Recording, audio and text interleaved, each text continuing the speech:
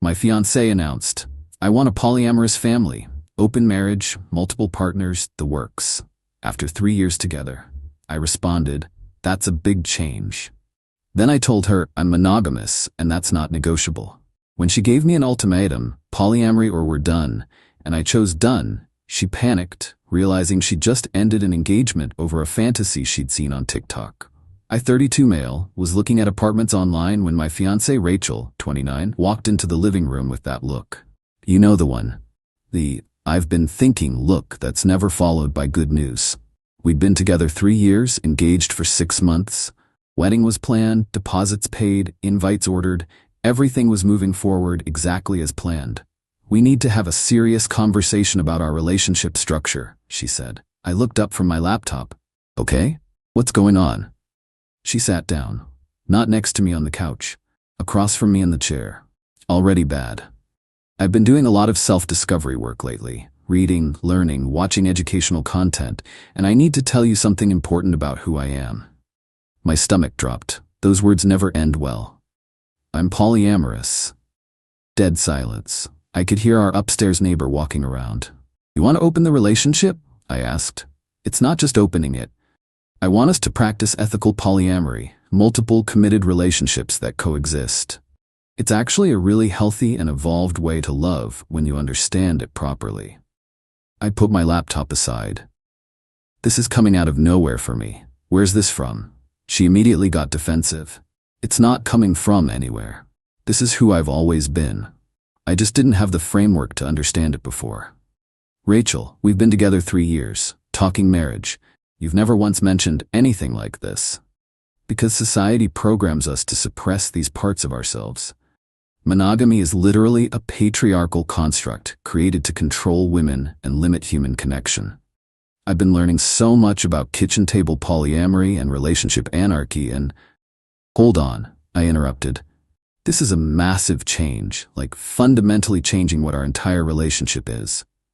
"It's not changing anything. It's expanding it. We'd still be together, still love each other. There'd just be more love. No one person can meet all your needs anyway." I felt this weird calm settle over me. That moment when your brain clicks into crisis mode. "You're right that one person can't meet every need," I said slowly. "That's what friends are for. Family, community. But romantically, sexually, I'm monogamous.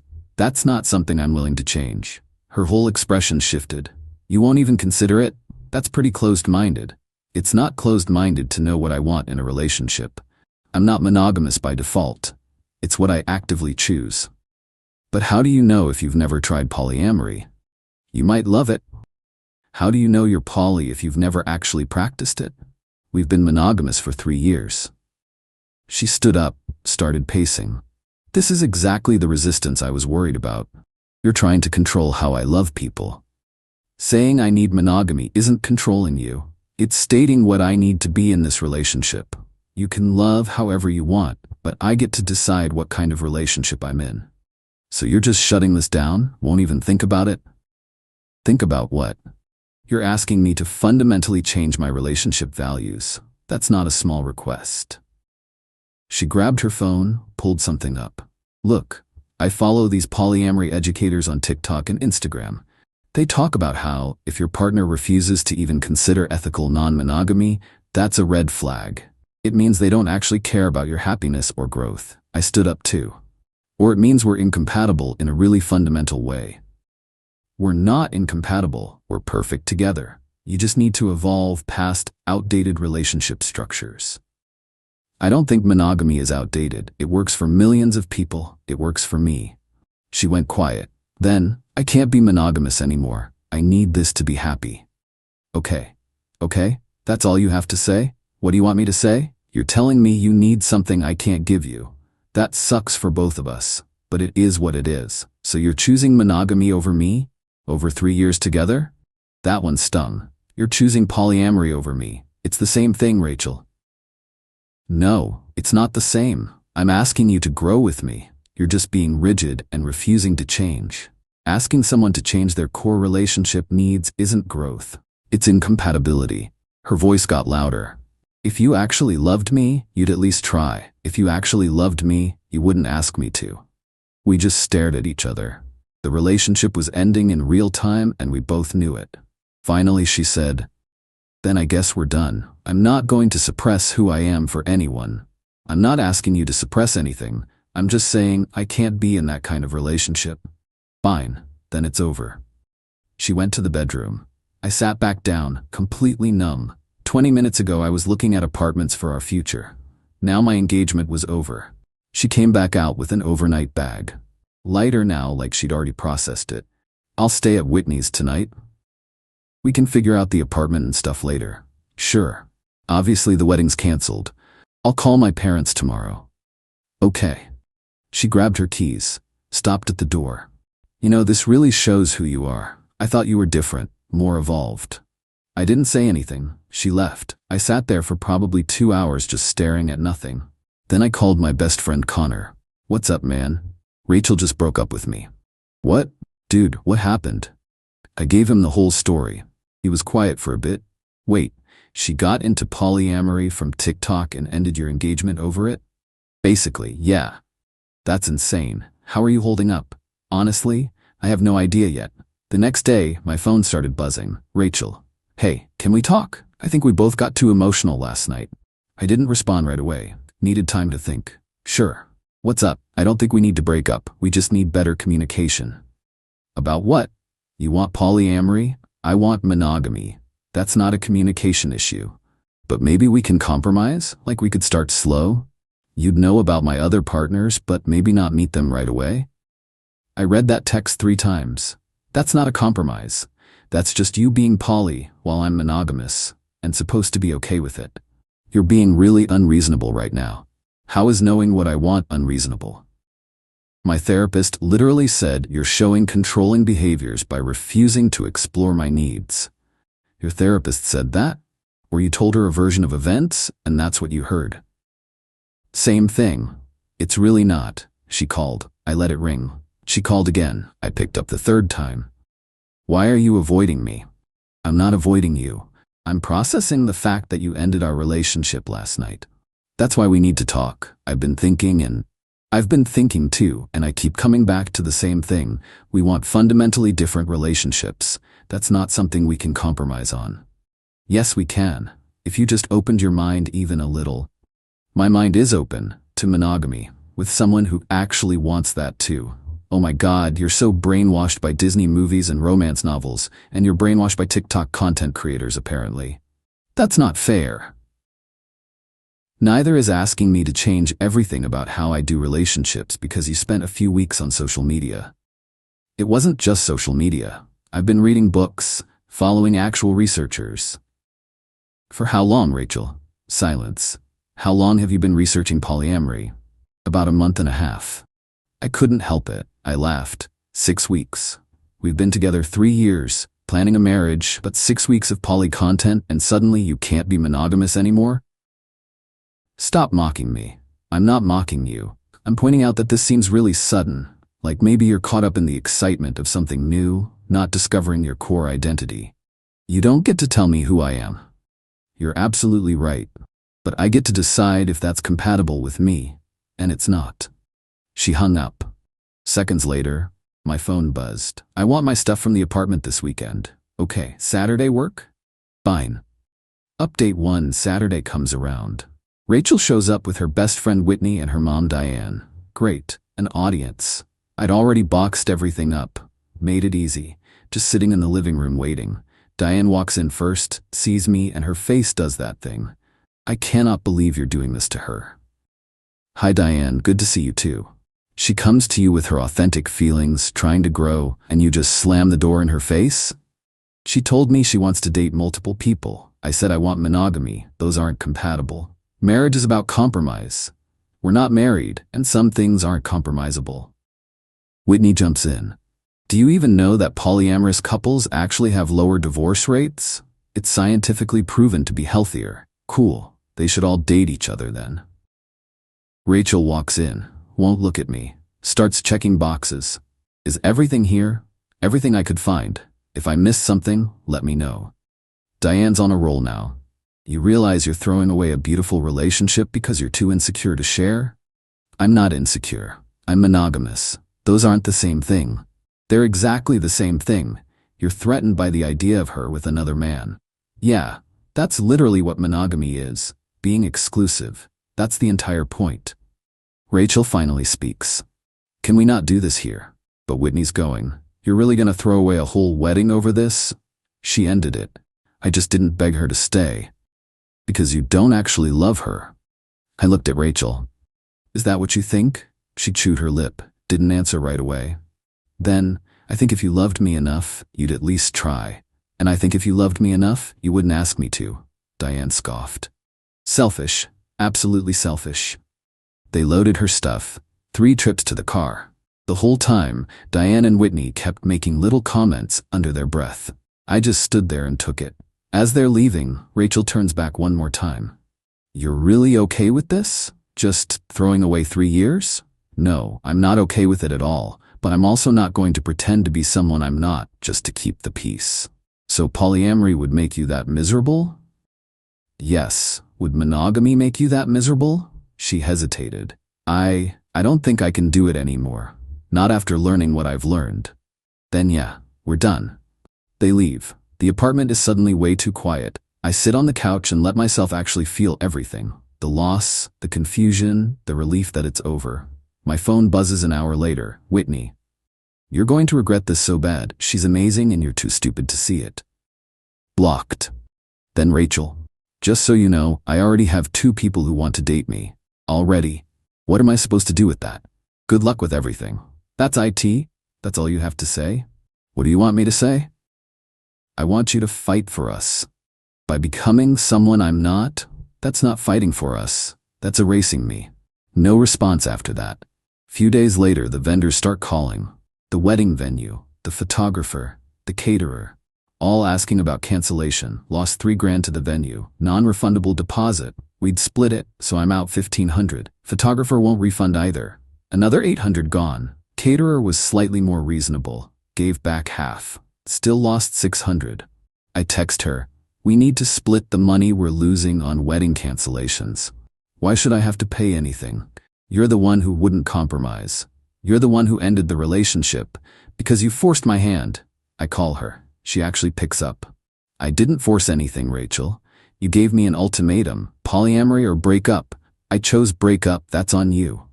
You could have just tried it.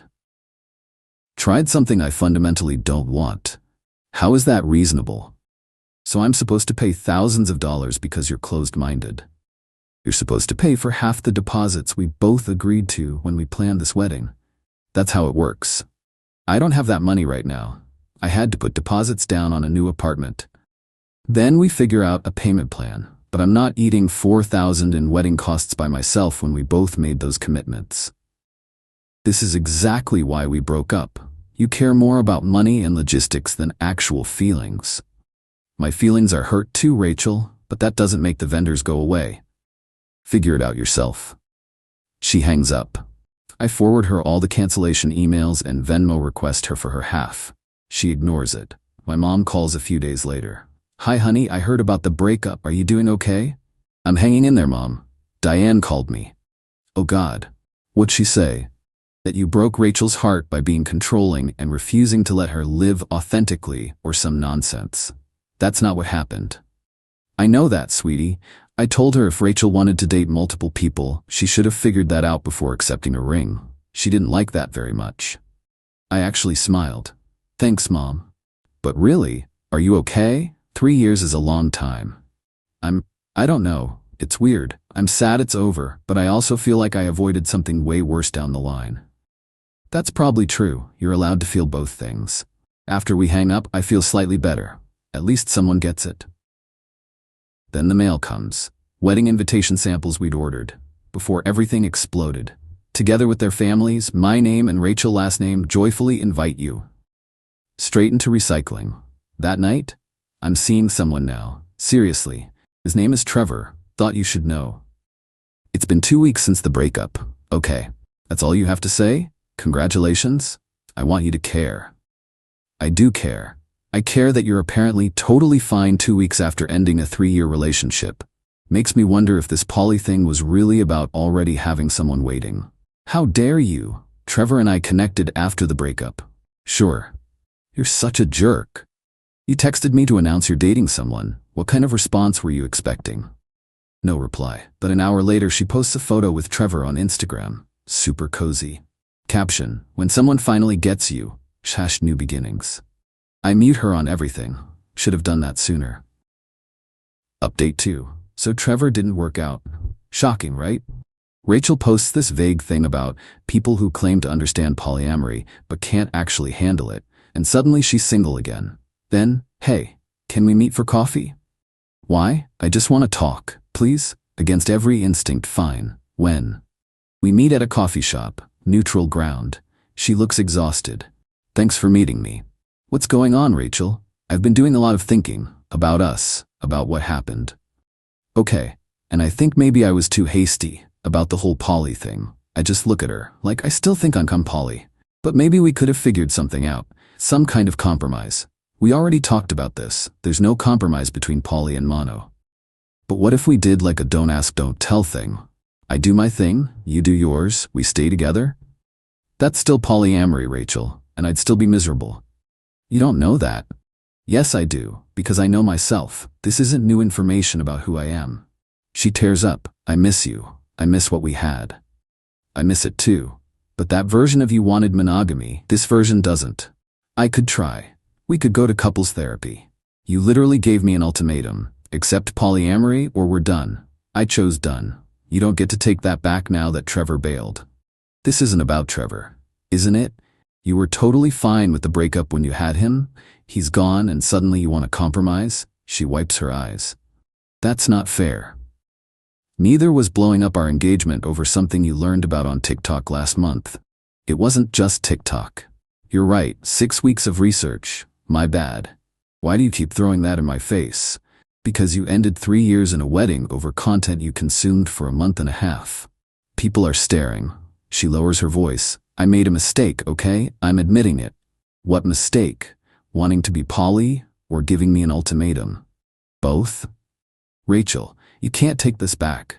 You told me I wasn't enough for you, that you needed multiple partners, that monogamy was a patriarchal construct. Those words don't just disappear. People change. People realize they made mistakes. In 6 weeks? You've changed your entire identity back in 6 weeks? Silence. Look, I say, softer. I think you got caught up in something.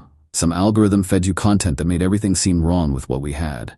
Maybe there's truth in there for you. Maybe you really are poly, but you don't get to use me as a backup plan while you figure it out. That's not what this is. Then what is it?